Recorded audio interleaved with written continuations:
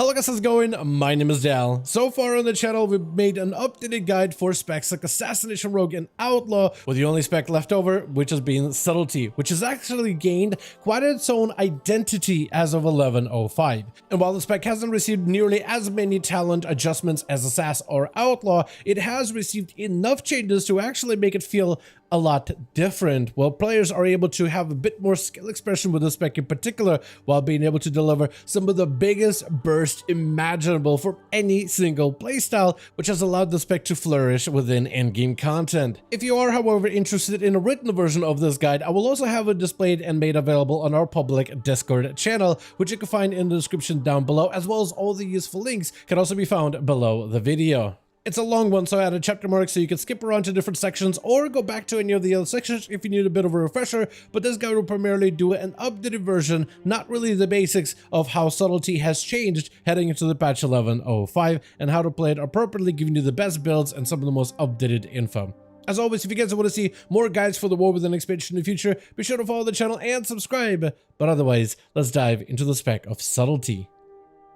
So for this guide for Subtlety, I mostly want to focus on updating the guide as best as possible to all of the current changes that are available for the patch 11.05. However, if you're a brand new player to the class of Rogue for this update, and this is your very first time checking out the spec of Subtlety, I would highly recommend to check out the original guide video that we made for the opening of Season 1 of the War Within expansion, as that video goes into a lot more details, specifically when it comes to rotation and perfect management of all of your different cooldowns. So if you really want to get a proper refresher and really get the basics out of the way, I'll have that guide video, the original one, linked down below in the description for you to find it as easily as possible. Though majority of this guide will focus on taking what that guide created as a baseline and then updating it for everything that is new with 11.05. Like the first thing being the Drakthir Evokers. They do have a lot more race changes and racial ability changes coming down the pike for 11.07, but for now with 11.05, I'm playing around with the Drakthir, and the ability to glide around has been actually very enjoyable, especially in your boss fights where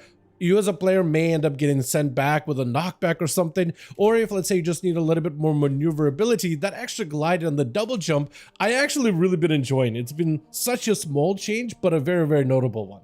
What has been a little bit more notable is the fact that rogues now have a knockback with a wing buffet ability. The only hard part about this racial is it wing buffet? Wing buffet? I think it's wing buffet, right?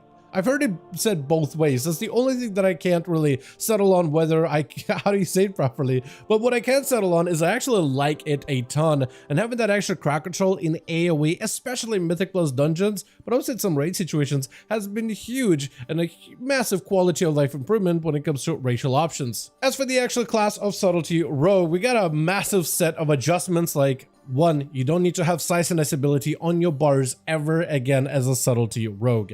Because of the changes to Cut to the Chase, Eviscerate now grants you 3 seconds of Slice and Dice per combo point spent. So Eviscerate is how you'll be refreshing Slice and Dice, and because you play Trickster, where we get to use Eviscerate often, you don't need to put Slice and Dice on your bars. I still have it. I don't really know what to replace it with at the moment. I've been playing Rogue forever, and I've always had a spot for Slice and Dice for as many years as I have, so I'm not exactly sure what to do with it, but any new Subtlety Rogues are going to enjoy that change tremendously. Another change that's different is the ability of Feint. It is now off the global cooldown, so you can use other abilities like combat abilities, and you can weave a Feint in between of those abilities as well. For Mythic Plus, this specifically allows us to play into talents such as Elusiveness, where we can now use Feint and Evasion to give us a 20% damage reduction, which makes us incredibly tanky. In situations where we're not most likely going to get one-shot by an ability from cheat death, we are able to survive a lot more within dungeons, and just makes it so your healer needs to heal one less target within the group. Besides this, we also have some brand new talents in the class challenge tree that actually have some consequential big changes, such as Supercharger, which replaces the Echo and Reprimand mechanic completely.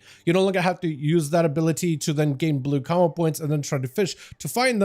Now instead, you use the ability of Symbols of Death, and it supercharges 2 of your combo points.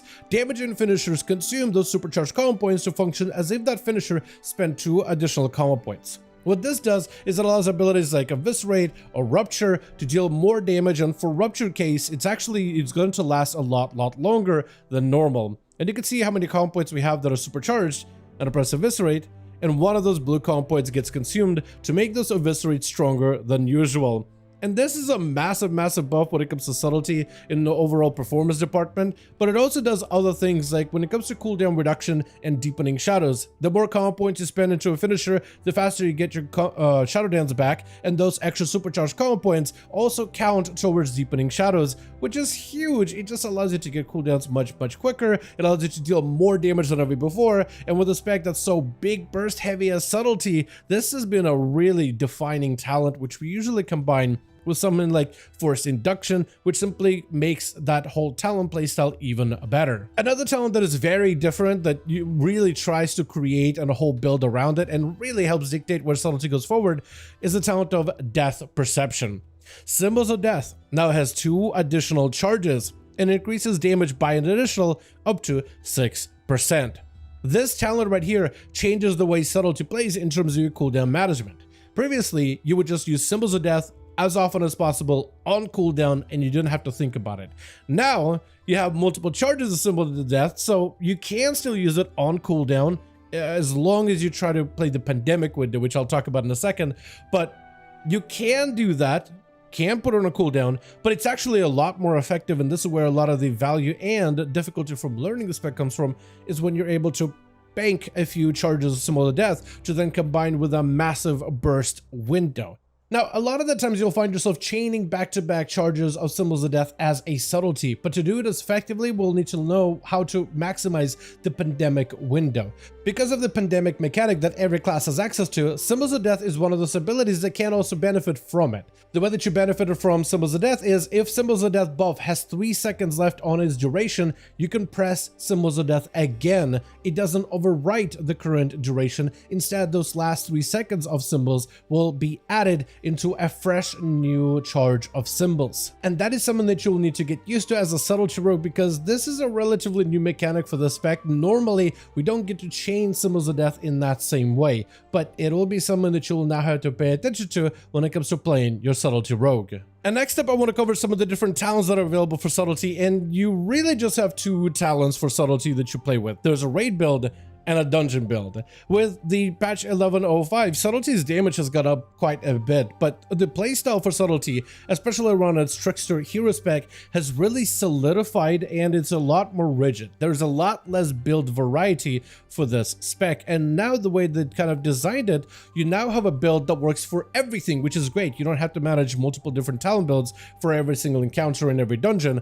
That being said, it does remove some of that variety of subtlety, so it's a bit of a double-edged sword in a way. There's conveniences, but also a little bit less creativity involved. So the first build is going to be the classic raid subtlety build, which, like I said before, is going to utilize Deeper Stratagem together with Supercharger, Cold Blood as part of its core class challenge tree, with the spec challenge tree mostly dipping into Death Perception, followed by the Rotten as well as Shadowcraft, as well as Dance Macabre. You also pick up a point in Replicating Shadows, which allows this build to actually be pretty good for cleave encounters, because if you are rupturing an enemy, you'll have that rupture replicate to an additional target. So this is a pretty good build, even with the talent that has a cleave component.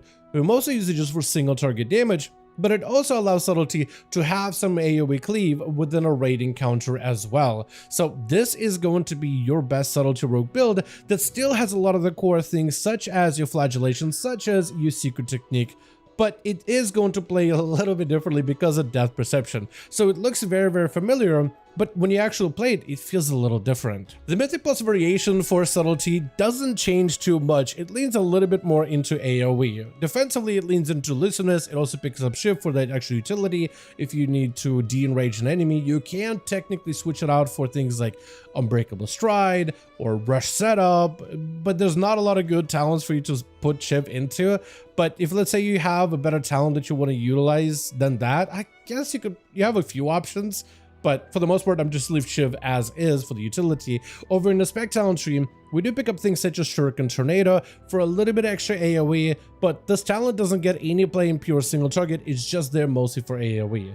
Together with improved Shuriken Storm, we improve AoE a little bit, but because of the way subtlety is designed, we're mostly prioritizing single target damage on the spec even in dungeons. As for what is new when it comes to hero specs for Subtlety in 1105, not a lot. Trickster still remains to be a very dominant force when it comes to Subtlety gameplay. As much as I would love to see Deathstalker see more play outside of just PvP content, it just is not seeing any kind of popularity gain, and it's numerically behind Trickster, which has not only numbers but also conveniences, because of the way that it can clean multiple targets with things like Flawless Form and Nimble Flurry. Flawless Form can be activated whenever you hit an enemy with a backstab or shadow strike proccing Unseen Blade. You can also proc this effect through use of abilities such as Secret Technique. So while Flawless Form is active, whether it's a couple stacks of Flawless Form or even just one stack, it also allows you to benefit from Nimble Flurry, where your auto attacks, backstab, shadow strike, and eviscerate will cleave additional targets for half of their damage. So you basically just do your single target damage in dungeons and in raid while hitting everything else around you, which gives Subtlety a fantastic set of a cleave type of playstyle that Deathstalker just can't really compete with. So Trickster ends up still being your go-to option for now, but it also is part of those things that kind of does help dampen some of that creativity when it comes to builds and Subtlety rogues.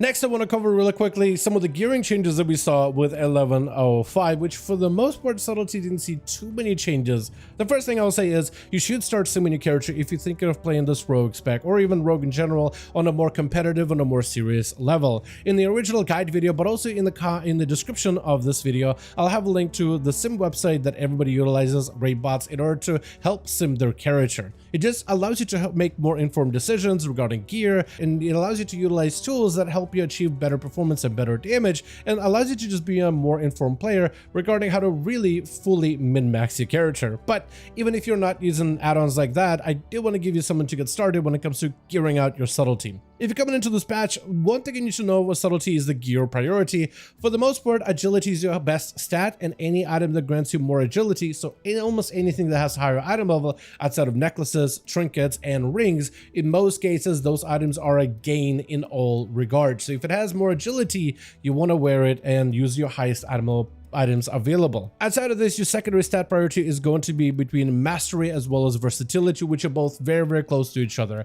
They're very even, so you want to get as much mastery and versatility as possible, as those are your two best stats, followed by critical strike, which isn't as good as mastery reverse but still solid, and then your worst stat, which is haste, which Subtlety doesn't need, as we don't really have too many mechanics that directly interact with haste in a necessary way. One of the newer pieces of content that's available right now in 1105 is the Blackrock Depths. BRD Raid dungeon is actually really fun to get through and it has a lot of unique items behind it. However, a lot of the items from BRD lack mastery and versatility as your best stat options. There are some interesting weapons like daggers that have additional effects that may be pretty good, but also any item level gains from this place may also be decent. They recently nerfed this raid, so it's a lot easier to run it through and get into. Plus, you also have those keys that drop from all the bosses and mini bosses, so you can purchase direct gear upgrades for your character. Even in hero track, if you do this raid on heroic, it may be worth your time, but most of the best items you'll be able to find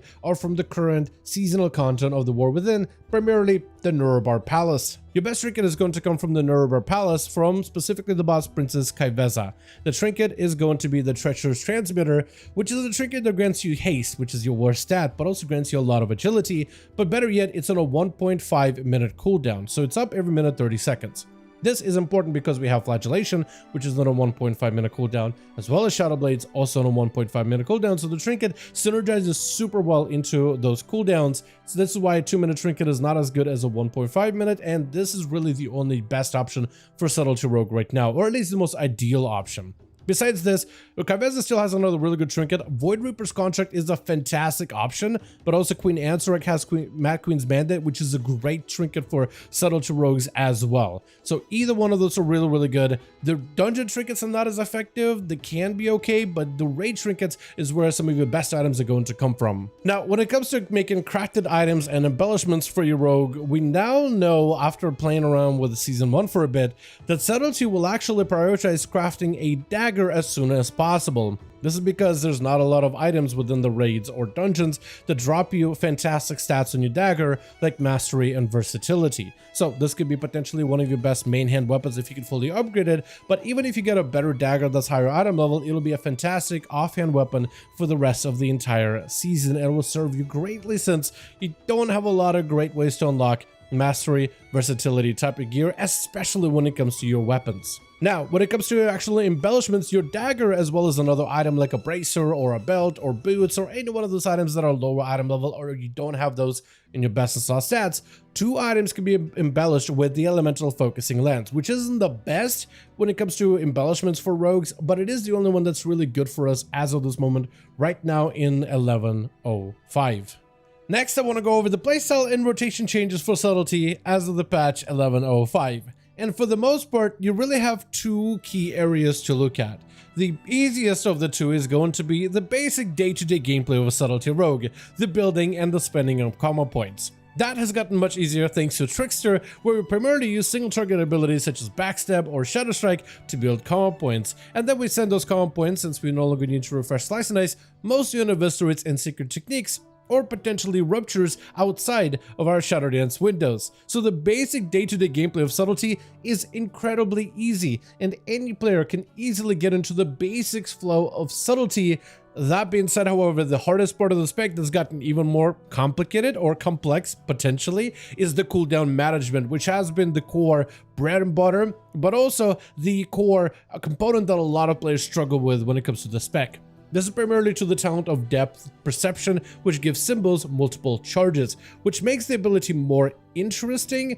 And technically you can't just press Symbols of Death on cooldown even if you have multiple charges, but there are much better ways to better optimize those charges in order to have Subtlety do even more damage, especially when playing around the Supercharger talent in the class talent tree. But for most rogues that are starting out, your best way to utilize cooldowns, let's say at the start of a raid encounter or at the start of a first trash pack in a dungeon, is to use cooldowns aggressively. At the very opener, you'll use Flagellation, Shadow Blades, together with a charge of Symbols of Death and Shadow Dance, and you'll continue to build and spend combo points. Afterwards, you'll continue to use Shadow Dance and Symbols of Death aggressively, making sure to not overwrite a current charge, but just making sure to kind of extend it as much as possible, making sure to pandemic the Symbols of Death windows appropriately. You don't want to be overwriting an active buff when one is available. So you'll be able to utilize your Shadow Dances and Symbols of Death pretty regularly and pretty aggressively. However, when Flagellation and Shadow Blades are going to be back up in about 30 seconds or maybe a little earlier, that is where you want to stop using Shadow Dances and Symbols. And instead, you now want to start to bank up those charges so that you have them available to use together as soon as Flagellation and Shadow Blades are back up and available. So basically, you just can freely spend those cooldowns and use them aggressively, but when Flagellation and Shadow Blades are up in 30 seconds, that's where you hold and try to see if you can combine all those abilities together to have the most amount of burst damage, which is a little bit more optimal. Like I said, you can't just use Shadow Dance and Symbols of Death on cooldown, and for the most part, you'll be fine as a starter player, but there are much better ways to fully optimize it, and layering those cooldowns together is ideally better in 11.05. So in most cases, it is very important to use Symbols of Death and Shadow Dance as often as possible throughout an encounter, because that's where a majority of damage comes from.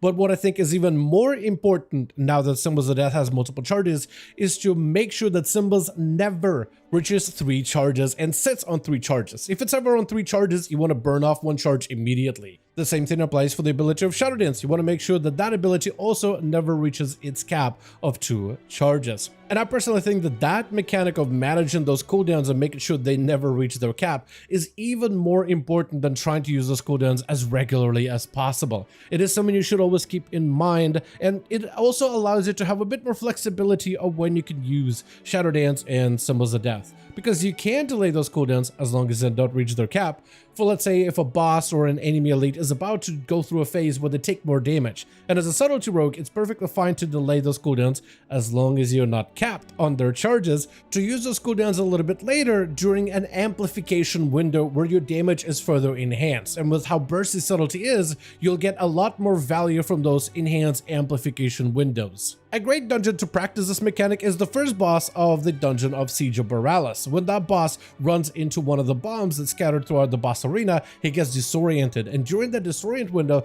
the boss takes additional damage from all of your party's abilities, Subtlety Rogue included, and that is a great place for you to be able to practice syncing those cooldowns during those windows, which is probably one of the best parts and one of the most fun parts of Subtlety. Is once you get good at managing cooldowns, being able to sync him during those amp windows is incredibly satisfying and is a huge draw of why so many players play Subtlety within War Within.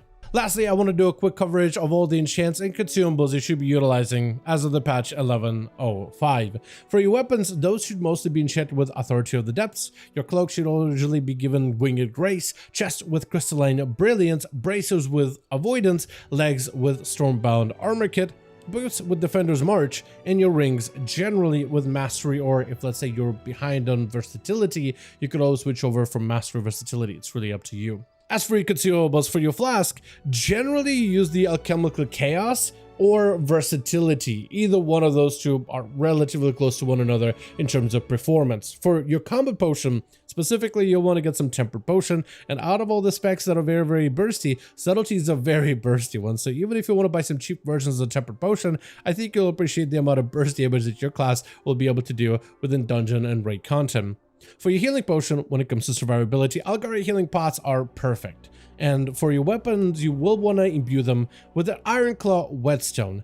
Technically, there are other imbues you can utilize, like the bubbling wax that you could find from kobolds or Algari mana oils, but the Ironclaw Whetstone for the most part is just as competitive as the others. They're also close to one another, and Ironclaw Whetstone is just a generalized good option when it comes to single target damage, but also AoE, which makes it pretty good universally. Also, you can run an augment rune of your character if you want to. Those are usually kind of expensive, and they do fade when you die, so if you're going to be using an augment rune, make sure you're not going to be dying anytime soon. For your foods, you either will use the classic Raid Feast or any food that provides you with additional versatility, and for your gem slots, you'll want to equip at least one slot with a culminating Blasphemite Diamond for additional critical strike damage, but the rest of your gems can be imbued with a versatile Onyx gem for a little bit of versatility, but also a little bit of mastery. But as always, I do want to thank all of you guys so much for watching, and hope you guys did enjoy this guide update. If you did enjoy it or found it informative, go ahead and give this video a like. I would very much appreciate it. Join our Discord community if you want to read the written version of this guide, or if you want to have access to the guide at any moment. It's going to be available there and publicly displayed and regularly updated as we head into 11.07 and then future seasonal updates. As always, let me know your thoughts in the comments down below, and I'll see all of you guys in the next one.